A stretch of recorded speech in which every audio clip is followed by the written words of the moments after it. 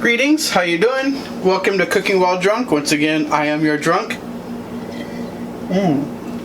This is actually delicious. Forget cooking, I'm out of here. So, this is a Fetzer. This is Monterey. This is a Gewürztraminer, or Gertz for short. I think it's similar to a Riesling, but it's a little more, it's medium sweet. It's not as sweet as a Riesling, but I think it's still a German style grape. I don't know.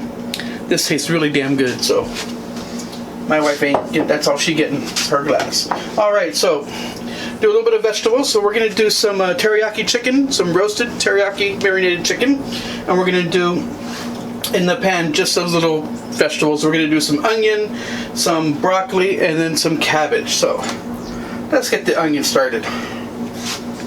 You know, she refuses to let me put some real vegetables like mushrooms in, you know. Who doesn't love mushrooms? Besides her. Trust me, when I was in high school, I loved mushrooms. Still do. Especially now that Oakland, I don't know if they made it a misdemeanor, but they're going to. Salt, of course. So this was just some canola oil, salt, and pepper. We're just gonna let this saute for a minute. We don't want them to turn too brown. All right. Meanwhile, the chicken.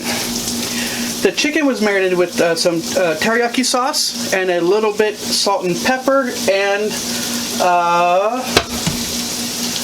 ginger and sesame oil. I had to look at the bottle because I couldn't remember. So instead of marinating for 4 hours or overnight, I used my food saver pan. I did 2 batches, and you only have to let it marinate for 15 to 20 minutes, if even that long. So right now it's in the closed position.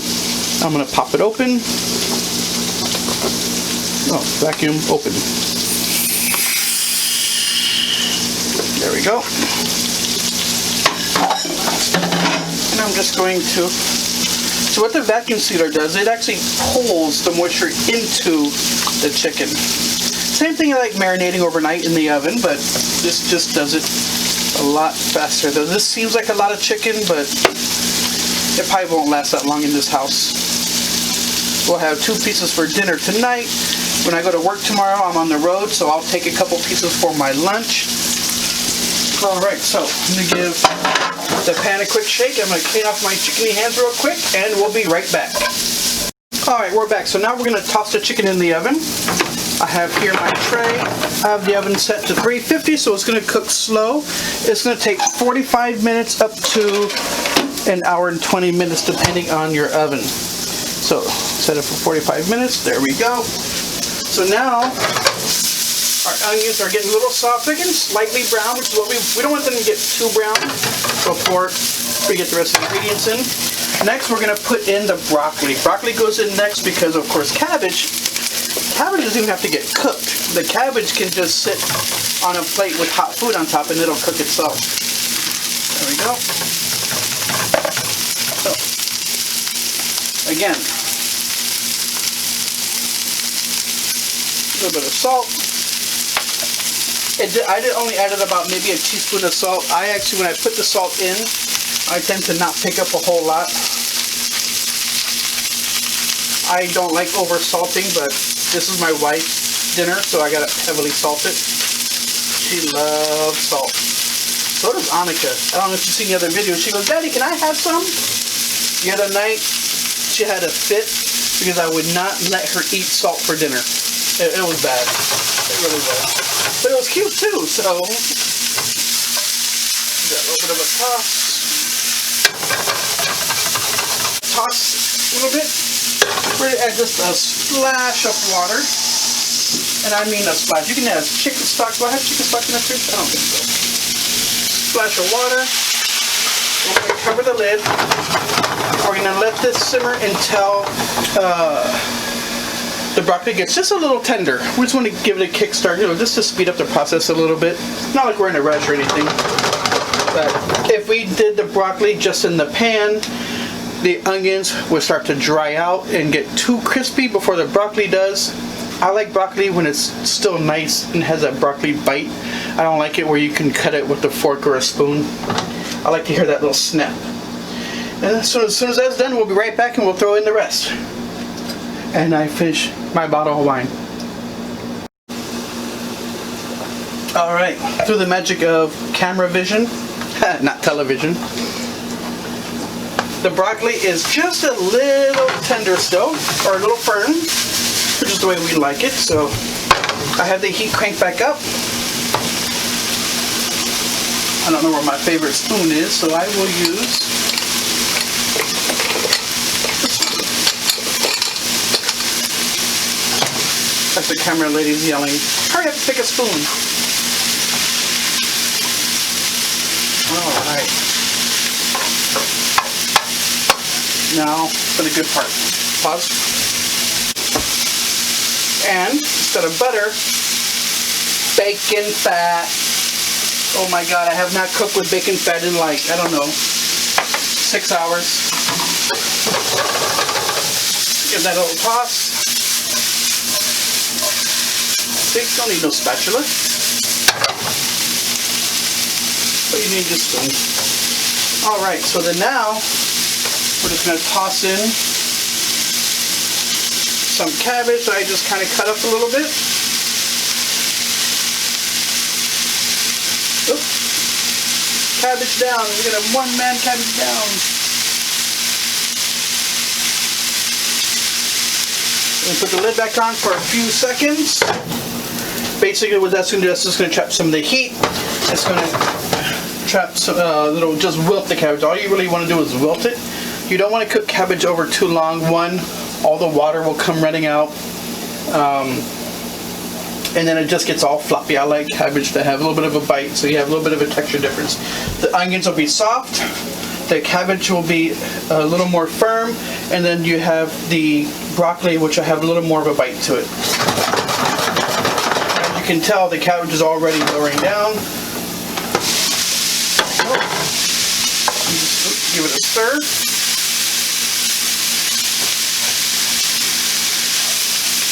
And you can tell some of the water is already starting to cook out. Oops.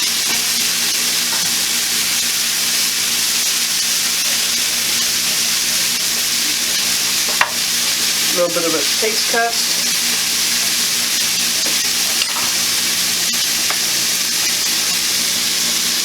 Salt.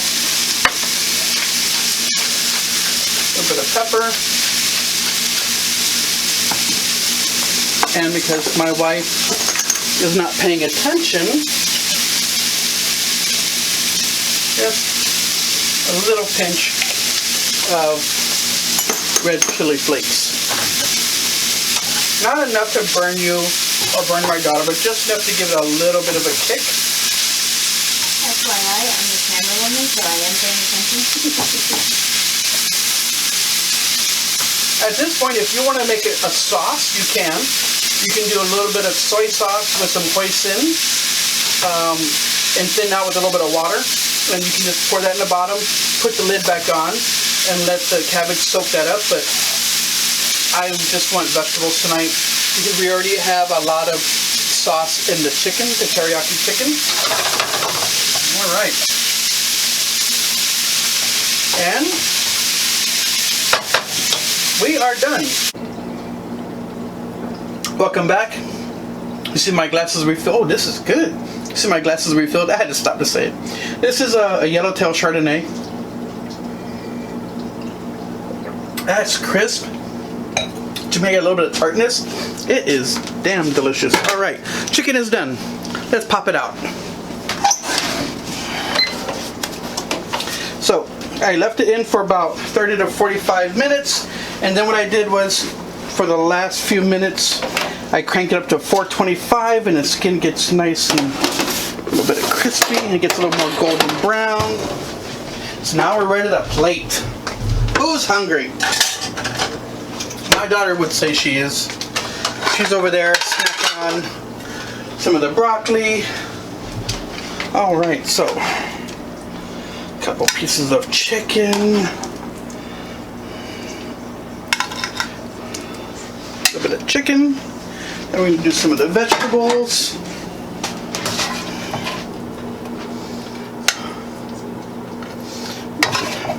And next, I'm gonna warm up, just because we have them, some tortillas. So, how do you warm up tortillas on a stove? Not many people really know how to do it. Well, this works only on a gas stove. Fire. Everything's better with fire. As soon as I figure where my wife put the tortillas, oh, there they are.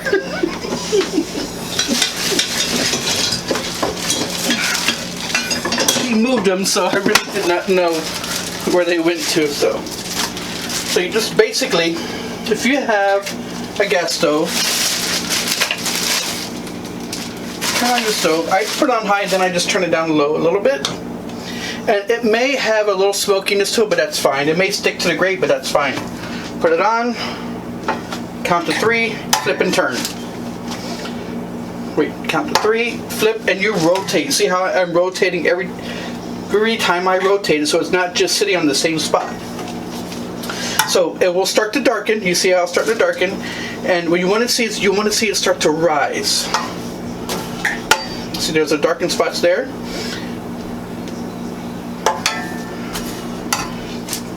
And now you see how these little spots here, they're starting to puff up a little bit, see? And there's one. Let me go ahead and grab another. Let's plop it on. 1, 2, 3, turn. 1, 2, 3, turn. And it's already, the grate's already heated up, so this one won't take as long. So you'll see how it's starting to brown here. You see it start to bubble up there. It's bubbling up here, and you see it start to puff up a little bit. Same thing if you were to put these in the oven and just let it toast in the oven, that they would puff up as well. So this one's nice and toasty there. Put it there, and I'm gonna do one more.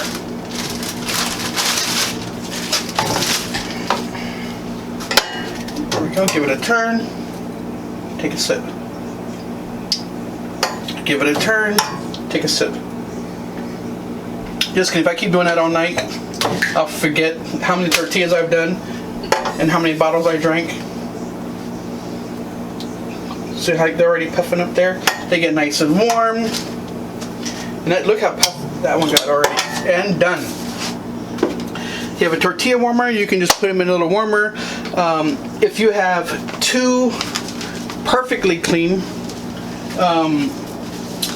oven mitts, you can actually put the tortillas between them if they're clean. But I use my oven mats for everything, so that's it. Hope you guys enjoyed.